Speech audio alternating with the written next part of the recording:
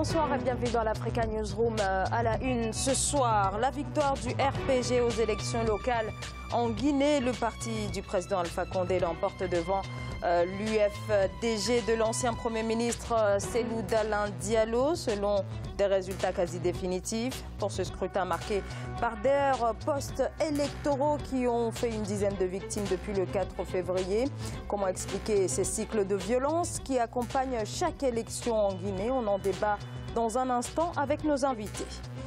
Au programme également le club Afrique Développement du groupe marocain Attijari Wafa Bank qui se déploie en Mauritanie. Cérémonie de lancement ce mardi à Nouakchott en présence notamment de membres du gouvernement mauritanien.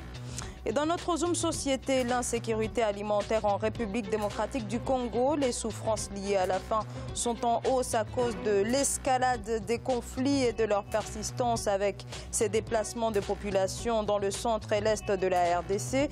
L'insécurité alimentaire, surtout la conséquence directe du déclin du secteur agricole.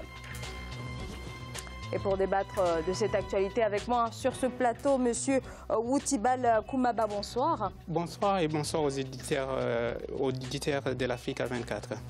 Vous êtes avocat au barreau de Paris, également consultant dans la gestion de conflits. Alpha Oumar Diallo, bonsoir. Bonsoir. Vous êtes consultant en finance. Merci à vous d'être avec nous. Jean-Marie Bitomo est également présent sur ce plateau. Bonsoir Jean-Marie. Bonsoir Zara et bonsoir à tous nos chers téléspectateurs et téléspectatrices. Commençons par l'actualité politique.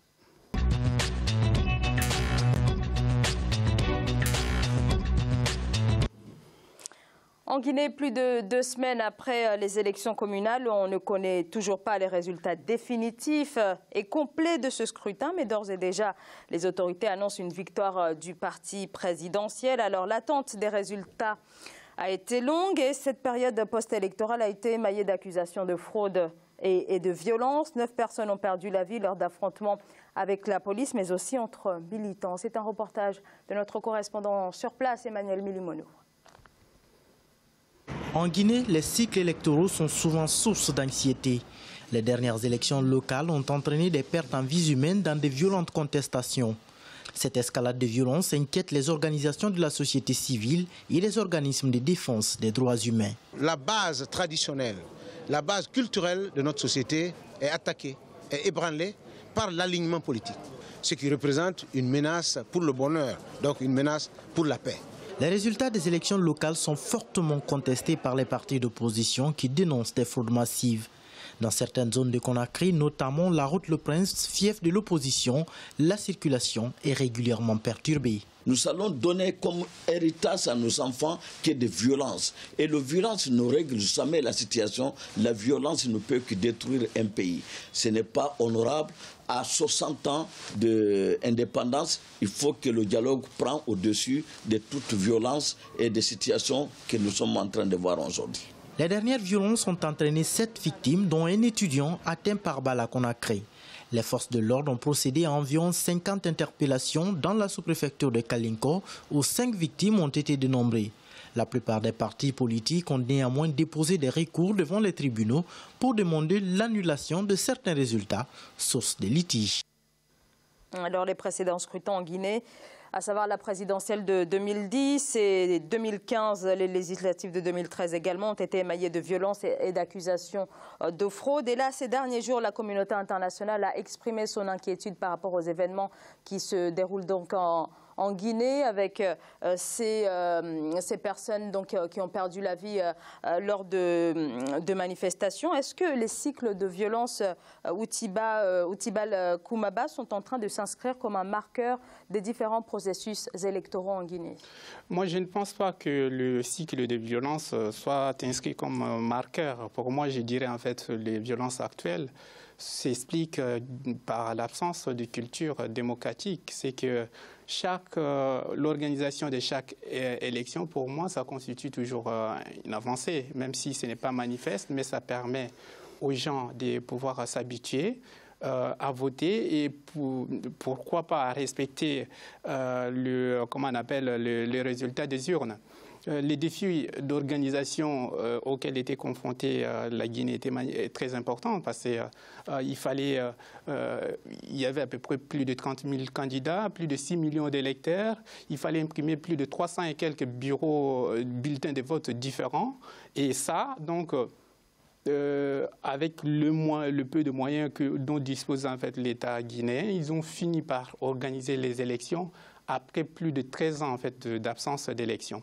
Donc c'est une avancée, mais c'est une avancée petit à petit avec le temps, au fil des élections. Je pense que la culture démocratique et de l'acceptation des résultats par les responsables politiques et par la population, parce que la population, il faut l'éduquer pour apprendre à voter, pour pouvoir apprendre notamment à surveiller même le déroulement des élections. Donc ça va permettre toujours de renforcer, comment on appelle, la culture démocratique et pourquoi pas apprendre les gens à pouvoir accepter le résultat des urnes.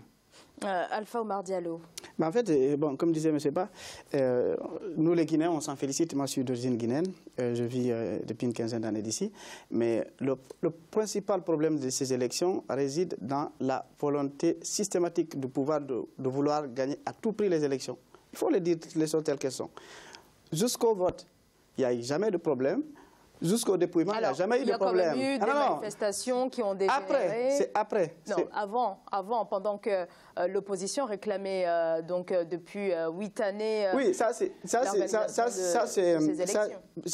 bon, c'est vrai que depuis longtemps, l'opposition a toujours réclamé à ce qu'il y ait les élections. Pourquoi?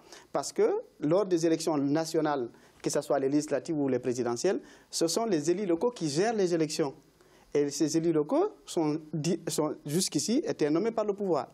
Donc, ils faisaient tout en sorte que les élections, le dépouillement et la centralisation de ces résultats ne se fassent pas dans la règle de l'art. Donc, l'opposition a voulu, parce qu'elle estime être majoritaire, à ce que ces élus locaux-là, conformément à la Constitution, soient élus. Au suffrage universel, direct et indirect. Oui, mais maintenant, excusez-moi, monsieur Ba. Maintenant, quand il y a eu les élections, jusqu'au moment du dépouillement, il n'y a eu jamais de problème. C'est quand le pouvoir a compris qu'il a perdu les élections, notamment à Conakry et même dans ses fiefs, qu'il a demandé au CACV, c'est-à-dire Commission de centralisation des résultats, qui sont dirigés par des magistrats, qui ont dit, ah ben non, dans tel bureau de vote, le président du bureau de vote a envoyé le pli, il n'était pas bien fermé, il n'est pas bien scellé, donc on ne prend pas les résultats. Alors que le code électoral dit, s'il y a un problème au niveau d'un bureau de vote, on fait appel aux partis politiques qui ont assisté. Parce que chaque parti, à la fin du dépouillement, a une copie de la centralisation. Maintenant quand les magistrats disent parce que c'est mal fermé, nous on ne prend pas, c'était ciblé. C'était dans les zones où l'opposition a gagné. Ça, c'est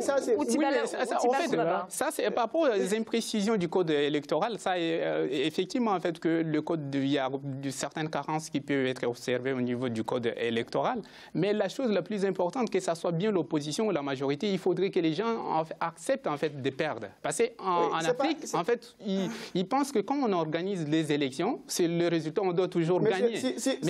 Si vous assistez à des élections dans un bureau de vote, vous êtes délégué soit de l'opposition et de la mouvance, vous avez les résultats du bureau de vote sortis des urnes et que le président de la CENI dit des résultats qui sont contraires à celui que vous avez. Là où je suis d'accord avec vous, c'est qu'en fait, au niveau de l'organisation, il y a certaines carences qui ont été observées et qu'il y a même absence de processus et beaucoup de résultats, comment on appelle, des bulletins de vote ont été perdus et qu'au niveau en fait du contrôle même des élections, en fait, la procédure n'avait pas été respectée parce qu'on prévoyait, je pense, ça doit être 5 témoins ou 5 candidats voilà, oui, en fait, mais ça n'a pas été respecté. Le problème qui se pose ici, c'est le problème, si vous voulez, que nous avons souvent dans nos élections africaines. Tout simplement pourquoi? Parce que les processus électoraux ne sont pas définitivement fixés. De manière en sorte que tous les partis qui vont, comment dirais-je, participer au vote adhèrent au minimum à un code électoral qui est fixé.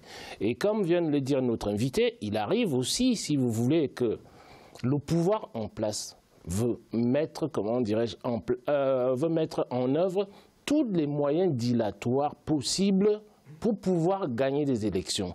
Alors que dans nos États africains, nous avons besoin de stabiliser nos processus électoraux en tant que tels, de manière en sorte que quand les candidats qui se présentent à une élection doivent, c'est-à-dire avoir confiance, si vous voulez, à ce qui va se passer par la suite, parce que le tout, ce n'est pas d'aller voter. La chose la plus importante, c'est maintenant au moment du dépouillement, et comme le disait Maître là tout à l'heure, que les gens apprennent aussi à perdre. Ce n'est pas parce qu'on est dans son fief obligatoirement qu'on va gagner des élections en tant que tel. Parce que la population, c'est vrai que la Guinée, ça fait un bail en dehors, si vous voulez, des dernières élections dont on parle, ça a été attendu pendant un laps de temps. La Guinée n'a pas toujours eu la culture démocratique en tant que telle. Bon, elle est en train de s'installer. Tout ce qu'on peut souhaiter, c'est que tout simplement, c'est que les processus électoraux soient clairs pour tous les partis qui participent, comment dirais-je, là-dessus. Et à partir de là, il y a des assesseurs dans chaque bureau de vote. C'est-à-dire quand on énonce un résultat qui arrive à bulletin avec une enveloppe fermée, cachetée, on sait bien qu'il y a eu il faudrait... ça ne se passe pas tout le temps. Il faudrait qu'il y ait une évaluation d'abord, comme il disait tout à l'heure, de tous les membres du bureau de vote qui soient d'accord avec ce résultat-là. Ce résultat-là ne doit pas être contesté. Après, on ne doit pas remplacer le peuple, si vous voulez. Dans ces conditions-là, ça ne vaut pas la peine d'organiser des élections en tant que telles. Effectivement, l'organisation des élections implique d'abord, en fait, pour que les élections ne soient pas contestables, cela nécessite dans le processus d'organisation des élections d'impliquer tout le monde. D'impliquer tout le monde et de fiabiliser tout en amont. Voilà. De ne pas se contenter des résultats. Sincèrement, ce n'est pas un manque d'impréparation. Jusqu'au dépouillement, la CENI a été irréprochable. Pour une première fois. Jusqu'au dépouillement. Pardonnez-moi, mais quand même... Je vous dis, sincèrement, j'ai suivi les élections de près. Les résultats ne sont apparus que... En fait, moi, je dirais que les hommes politiques... jusqu'au dépouillement... En fait, moi, je dirais que les hommes politiques en Afrique n'ont pas le sens de l'intérêt national. Ce qu'ils veulent toujours, en fait, c'est le pouvoir. C'est de conserver le pouvoir. Et ils n'ont aucun objectif, autre objectif, en fait, ni par rapport à la stabilisation du pays, ni par rapport au renforcement, en fait. Ce qui les intéresse, c'est rester au pouvoir et garder le pouvoir aussi longtemps. Sans rien, en fait, faire avec. Le principal problème, tellement qu'il y a eu des joutes verbales entre le pouvoir et l'opposition, le président de la CENI a été obligé de faire un communiqué pour dire aux magistrats qui ont assisté aux élections qu'ils n'ont pas le droit d'annuler les résultats d'un bureau de vote. Ils n'ont pas le droit. Et c'était clair, net et précis. On va vous dire, et puis dans le code électoral, il n'y a rien qui sanctionne un président de la CENI, un président d'un bureau de vote qui n'envoie pas correctement les résultats. Donc, globalement, c'est le problème de l'absence de l'état de droit. L'état en fait, où il y a des privilégiés, certains qui pensent en fait, qu'ils sont au-dessus de la loi, et d'autres en fait, qui ne s'inscrivent pas dans la procédure en fait, juridique telle qu'elle est définie. Mais c'est quand même dommageable qu'on se retrouve ici là, avec des morts dans un processus qui est supposé être un processus démocratique. Exactement. Bon, parce que là, quand on lit, si vous voulez, les comptes rendus des événements tels qu'ils se sont déroulés sur place, c'est la police apparemment qui aurait agressé certains électeurs dans des bureaux de vote, et ça ne se fait pas. Puisque la fonction première de la police dans un État, c'est d'assurer la sécurité des citoyens en tant que tel. Ils n'ont pas tiré sur la population. Et c'est vraiment dommage que dans un processus électoral, qu'on se retrouve avec des victimes là-dessus, des gens qui perdent leur vie. Les policiers, Oumar Diallo, et ensuite je vous céderai la parole. Ce qu'on peut déplorer dans ce processus-là, c'est qu'il y a eu des morts, il y a eu des blessés, il y a eu l'attaque de la résidence privée du leader de l'opposition. Jamais le président Alpha Condé n'a pris la parole pour dire quoi que ce soit. Il est resté dans son silence. Tout le monde lui dit. Alors que... C'est sa fonction, justement de pouvoir le président de la République. C'est garantir la sécurité, mais la sécurité de qui? C'est de la population. Or que la police, en fait, et même l'armée dans des États africains, leur rôle, c'est de réprimer les manifestants. alors qu'ils sont censés protéger et encadrer pour le bon déroulement en fait, des manifestants. Ils sont là pour protéger la population et non pas pour protéger un individu. Mais ils confondent leurs rôles. Leur rôle se transforme en fait, à protéger. Alors, à qui la faute finalement? Tout à l'heure, vous avez évoqué la commission de décentralisation. Sincèrement, la faute au pouvoir et au président Alpha Condé. Parce que, premièrement, les ministres, les préfets, les gouverneurs, les sous-préfets se sont impliqués dans l'organisation de cette élection pour influencer l'élection, alors qu'ils n'ont pas le droit. La Constitution leur interdit de s'immiscer dans le processus électoral. Ils l'ont fait. Tous les ministres étaient mandatés d'aller dans leur préfecture d'origine pour influencer le vote. Il y a eu l'achat de conscience avec la distribution de sommes d'argent énormes, de sacs de riz, du sucre, partout. Alors, pardonnez-moi, mais est-ce que finalement, ce n'est pas tout un processus? Voilà, parce que, c'est un. Et deuxièmement, il y a eu des morts. Quand on est responsable d'un pays, il y a des morts. Le président, il prend la parole, il s'adresse à la population, il prend des décisions. Il l'a pas fait. De toute façon, nous devons avoir des dirigeants qui sont responsables. Troisièmement, on a vu le président Alpha proposer son offre de service dans tous les conflits en Afrique, au Togo, en Guinée-Bissau, même quand il y a eu... Nous avons besoin de dirigeants responsables. Non pas des politiciens qui sont là cyniques, qui sont là en fait juste pour réprimer en fait les manifestants ou qui ne souhaitent pas l'avancement des États. Nous avons besoin en fait de dirigeants qui soient visionnaires, qui ne soient pas juste des politiciens qui sont là pour rester au pouvoir, mais des personnes qui ont souci de construire un État des droits. Nous avons besoin tout simplement en Afrique, si vous voulez, de sortir des processus électoraux qui sont viciés à la base. Et c'est ça qui nous entraîne dans des problèmes comme ceux auxquels la Guinée fait face après une élection. Comme je l'ai dit tout à l'heure, il faut stabiliser le système en amont. Cette stabilisation du système-là passe par la confiance de tout le monde vis-à-vis des organismes qui sont là pour contrôler les élections et surtout que tout le monde obéisse à ce code électoral-là, qu'il n'y ait pas des influences extérieures au processus lui-même, le processus électoral en tant que tel. Donc, moi, je répète encore, je trouve ça dommageable qu'à chaque fois que vous avez, la plupart du temps chez nous en Afrique, que vous avez des élections qui se déroulent, que vous ayez des gens qui perdent des vies là-dedans, alors que nous sommes dans un processus qui est censé intéresser le peuple en tant que tel. C'est le peuple qui élit ces gens-là. Ces gens-là, nous ne sommes pas dans des systèmes autocratiques où on peut peut-être dire que quand on regarde la réalité en Afrique, effectivement, nous vivons dans ce type de système-là. Mais moi, ce que je souhaite, c'est que toute l'Afrique, c'est-à-dire qu'on puisse avancer sur les processus électoraux qui soient clairs, visibles et lisibles par tout le monde en même temps. Alors, et qu'on sorte, si vous voulez, de ces dynamiques-là qui sont des dynamiques négatives. Et l'image que chaque pays en Afrique, quand ça se déroule, l'image que vous renvoyez à l'extérieur, c'est une image négative quand du pays. Trump dit qu'il n'y a pas d'État en Afrique, en fait, tout le monde s'offusque. Quand on traite des États africains des républiques bananières, tout le monde s'offusque. Mais pour ne pas en fait traiter des États, des républiques bananières, il faut respecter le cadre juridique, il faut instituer le cadre juridique, il faut respecter la Constitution, il faut respecter en fait, l'organisation des élections, tout ça. On va continuer d'en parler, mais on va marquer une courte pause. On se retrouve dans quelques instants. À tout de suite.